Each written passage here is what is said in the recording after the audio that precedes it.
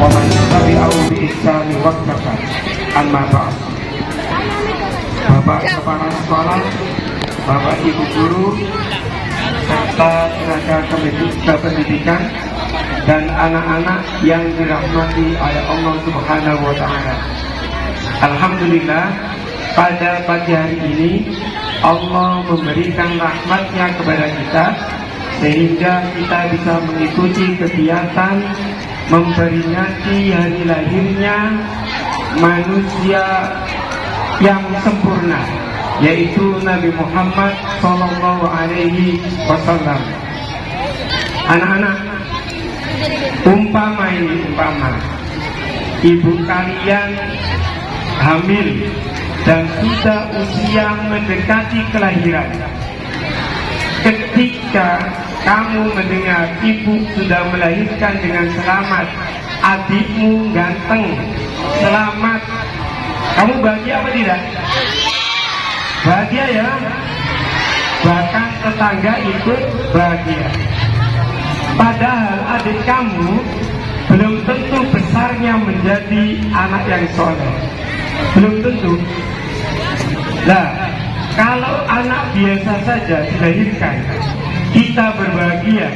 Apalagi ini, lahirnya manusia yang ditunggu-tunggu oleh semua umat.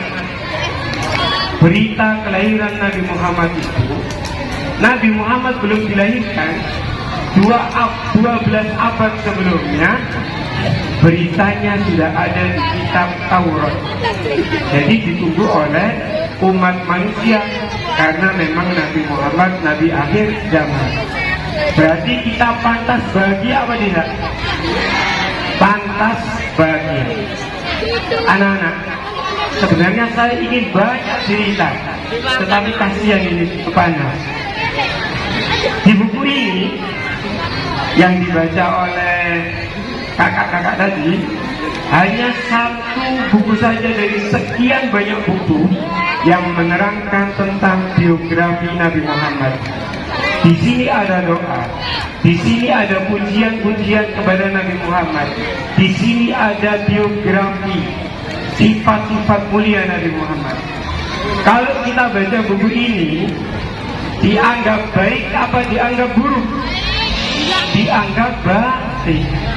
Bagaimana mungkin kita bisa meneladani akhlak mulia Nabi Muhammad kalau kita tidak mengenal beliau?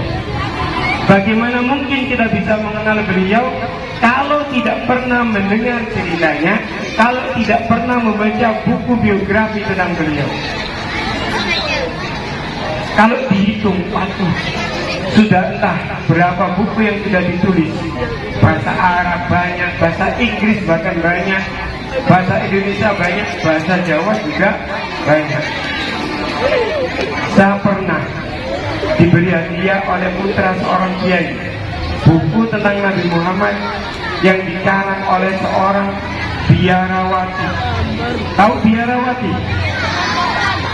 Agamanya bukan agama Islam, mengarang buku The Prophet of Muhammad. Di dalamnya membela tentang Nabi Muhammad, padahal dia bukan orang Islam, tetapi isinya adalah pembelaan tentang Nabi Muhammad. Saya beri contoh satu, pembelaan Karen Armstrong. Dia bukan orang Islam tetapi membela Nabi Muhammad. Ketika orang-orang Barat, entah Amerika, entah Eropa, sebagian dari mereka mengolok-olok Nabi Muhammad, Muhammad itu siapa sih orang yang tidak bahagia dalam hidupnya? Nabi itu digambarkan di kepalanya ada bom, dikelilingi oleh banyak wanita. Itu yang mereka gambarkan. Dianggapnya Nabi itu senang perang, Nabi itu istirahat banyak. Sekarang saya ingin membela dengan menceritakan apa yang diceritakan Karen Armstrong. Bahkan orang Islam pun ada yang menganggap Nabi Muhammad istirahat banyak. Loh, saya terangkan sekarang. Tapi ini sayangnya kamu masih kecil ya, tapi kamu harus bisa membela Nabi Muhammad. Ketika Nabi Muhammad usia 50 tahun, istri beliau, Ibu Khadijah, wafat. Setahun kemudian, ada orang perempuan namanya Sauda, usia 55 tahun. Lebih tua apa lebih muda? Lebih tua. Menghadap, ya Rasulullah, suami saya meninggal, sekarang saya sebatang kara, tidak ada yang melindungi saya. Apa kata Nabi? Kamu menjadi istri saya. Oh, orang tua 55 tahun. Beberapa saat kemudian Allah menyuruh Nabi Muhammad menikahi ibu Aisyah yang masih berusia 7 tahun. Kok aneh ya, usia 50 kok menikah dengan anak usia 7 tahun. Ternyata Allah menitipkan sesuatu kepada ibu Aisyah. Karena masih muda dan cerdas, harapannya ibu Aisyah bisa menceritakan kehidupan Nabi Muhammad. Dan benar, orang yang paling banyak meriwayatkan hadis Nabi Muhammad adalah ibu Aisyah. Nomor 2, ratusan ribu hadis diceritakan oleh ibu Aisyah. Demikian pula dengan istri-istri Nabi yang lain, itu tidak atas kehendak Nabi menikah, tetapi perintah Allah. Misalnya Allah menikahi istri anak angkatnya, itu Allah ingin menunjukkan bahwa seorang bapak tidak boleh menikahi istri dari anak kandungnya, tetapi boleh menikahi istri dari anak angkatnya. Itu tidak ada di buku Karen Armstrong, saya tambahkan saja. Begitu ya, jadi kamu jangan pernah menduga buruk tentang Nabi kita. Nabi itu istrinya banyak karena hidupnya tidak bahagia. Salah besar itu. Karena Nabi menikah itu bukan keinginan Nabi, tetapi perintah Allah. Anak-anak, saya ingin menunjukkan 2 sifat Nabi dalam kitab ini yang perlu kita contoh. Wa in udiya ya'fu wa la yu'ati. Nabi Muhammad itu kalau disakiti, ya'fu, memberi maaf, wa la yu'ati, tidak membalas. Bisa kalian meniru itu? Kalian kesenggol, balasnya mukul. Kesenggol, balasnya nendang. Itu kalian ya. Tapi kalau Nabi tidak memaafkan, tidak membalas, tidak hanya disakiti, bahkan Nabi pernah diancam untuk dibunuh. Dalam perang Hunain tahun 8 Hijriah, Nabi itu perang, pasukan Islam dihujani panah dari atas bukit, lari kelabakan, Nabi ditinggal. Ketika ditinggal, ada orang kafir yang dari arah belakang membawa pedangnya. Muhammad, karena kafir, cukup namanya, menyentuh, siapa yang menolongmu? Nabi ditodong dengan pedang. Dengan tenangnya Nabi menjawab, Allah. Ketika Nabi menjawab Allah, pedang itu terjatuh dan orangnya terpental. Pedangnya diambil oleh Nabi, ganti. Ya Daktur, man yang suruh al-an. Daktur, siapa yang menolongmu sekarang? Dibalik Nabi mengenaikannya. Terus dia bilang, tidak ada yang menolongku kecuali engkau memaafkan saya. Nabi bersedia memaafkan. Karena memaafkan ini tidak termasuk Islam. Engkau memang orang luar biasa, wahai Rasulullah. Ishhad, asyhadu an la ilaha illallah wa annaka Muhammadur Rasulullah. Saksikan, saya bersaksi bahwa tidak ada Tuhan selain Allah dan engkau adalah utusan. 1. Bisa nggak disakiti memaafkan? Bisa? Bisa apa tidak? Pak, panas Pak. Kalau kamu fokus mendengarkan saya, panasnya matahari menjadi nikmat. Karena yang saya ceritakan, Nabi Muhammad itu, iya, coba sing apal salawatnya. Wal qamama qad adallat wal mala sallallahu alaika. Nabi Muhammad kalau berjalan kemanapun, Nabi Muhammad ya, awan selalu ada di atas Nabi, sehingga Nabi tidak pernah kepanasan. Pak, saya kan bukan Nabi. Iya, kita umatnya Nabi Muhammad. Kita minta agar keistimewaan yang diberikan Nabi, meskipun panas, awan melindungi kita. Sekarang belum ya? Tadi kan sudah ya? Tadi diberi awan ya? Panas, mendung. Kalau mendung terus nanti hujan juga bubar ya. Kedua, wa in khusima yasmut wala yujawi. Nabi Muhammad itu kalau diolok yasmut, diam, wala yujawi, tidak menjawab.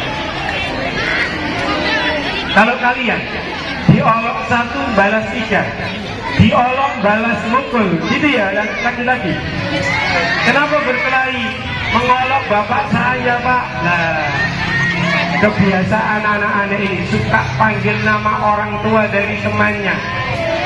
Itu kalau temannya mangkal, hukumnya berdosa. Bahkan kamu menjadi sebab orang tuamu diolok. Misalnya bapak saya namanya Rois gitu ya, Mas Turis bilang Rois. Saya marah, akhirnya saya mengolok ayahnya Mas Turis. Berarti Mas Turis menyebabkan ayahnya saya olok. Nah, seorang anak mengolok orang tuanya, itu anak durhaka. Kamu nggak merasa ketika kamu mengolok temanmu, sama saja kamu mengolok orang tuamu. Mulai hari ini, kalau disakiti, membalas apa memaafkan? Membalas apa memaafkan? Oh, jawabannya kelasnya membalas. Baik, boleh dalam Islam membalas, tapi harus semisal. Saya jewer telinga kanan, balasannya jewer telinga kanan, maka itu seimbang. Kalau saya mencubit, kamu balas memukul saya, kelebihan membalasnya, maka itu berdosa. Islam membolehkan. Tapi kalau memaafkan, maka kamu mendapatkan pahala. Kalau diolok, balas mengolok, apa kamu cukup diam? Diam apa mengolok? Ali elek, ya kamu ganteng, kamu dapat pahala 2. Ali elek, saya diolok 1, saya sabar, pahala 1 karena sabar. Tak balas, kamu ganteng, saya memuji kamu sama dengan memuji Allah. Kan yang membuat kamu ganteng Allah, berarti saya dapat pahala 2. Tapi kalau misalnya saya bilang, Mas bilang elek, Pak Ali elek, berarti sama-sama dapat dosa 1. Enak dapat dosa 1 apa dapat pahala 2? Pahala 2. Itu mencontoh Nabi. Diolok balas memuji, pahalanya 2. Siap enggak diolok balas memuji? Siap? Waduh, di awan datanglah. Nabi Sulaiman bisa ya, Nabi Muhammad bisa. Kalau saya tidak bisa. Sudah? Ada 2 sifat yang sudah saya terangkan. Satu tadi apa? Nabi diapakan? Disakiti membalas apa tidak? Tidak. Kalau diolok, diam apa membalas mengolok? Ya.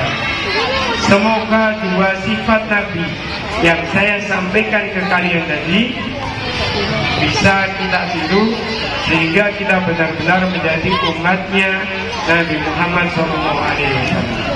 Cukup ini yang bisa saya sampaikan. Saya mohon maaf. Wassalamualaikum warahmatullahi wabarakatuh.